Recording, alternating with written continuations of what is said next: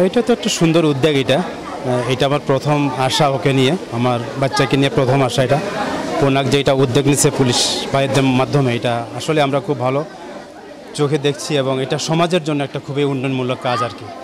এটা সমাজ উপকৃত হবে এবং আমার পাশে যে থাকতেছে আমার প্রতিবেশী, ওনারাও উপকৃত হবে। এইভাবে আপনাদের সহযোগিতা থাকে বিশেষ চাহিদা সম্পন্ন মানুষের পক্ষ, বিশেষ সহায়ক সুবিধাবঞ্চিত মানুষদের পাশে থাকেন, আপনারা সবসময় থাকবেন। এর জন্য আমরা আপনাদেরকে ধন্যবাদ জানাচ্ছি, কৃতজ্ঞতা জানাচ্ছি। আলহামদুলিল্লাহ, আমি হযরত আলী রাদিয়াল্লাহু তাআলা আনহু ইসলামিক সেন্টার বাসটিল্লা এয়ারপোর্ট সিলেট মাদ্রাসার পরিচালক। আপনারা দেখতে পাচ্ছেন আমার সামনে উপস্থিত আমার মাদ্রাসার এতিম অসহায় ছাত্রবৃন্দ। ওদেরকে আজকে এখানে নিয়ে আসা হয়েছে। ওনাদের পক্ষ থেকে ইফতার মাহফিলের আয়োজন করা হয়েছে এবং ছাত্রদেরকে ঈদ সামগ্রী দেওয়ার প্রতিশ্রুতি দেওয়া হয়েছে। আলহামদুলিল্লাহ, এগুলি পেয়ে আমরা অনেক খুশি এবং আনন্দিত।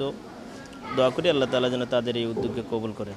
এটাই বলবো, তারা যেন আগামীতে এরকম উদ্যোগ নেয় এবং প্রতিবন্ধী শিক্ষার্থীদের পাশে দাঁড়ান।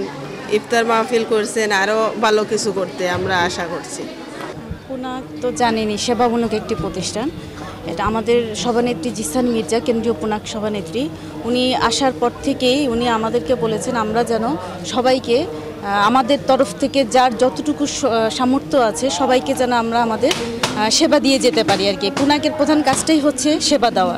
তো সেটার করতেই মানে প্রতিফলিত করতেই, ধারাবাহিকতা বজায় রাখতেই আমরা এই কাজটা করে আসছি।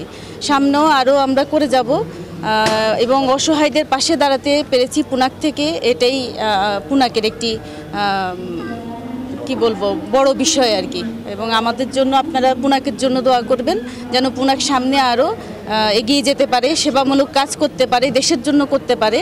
এবং পুনাক কিন্তু একটা ব্র্যান্ড, দুর্যোগময় মুহূর্ত যেন পুনাক আরও সেবা দিতে পারে, মানুষের জন্য করতে পারে, সেটার প্রত্যয় ব্যক্ত করছি।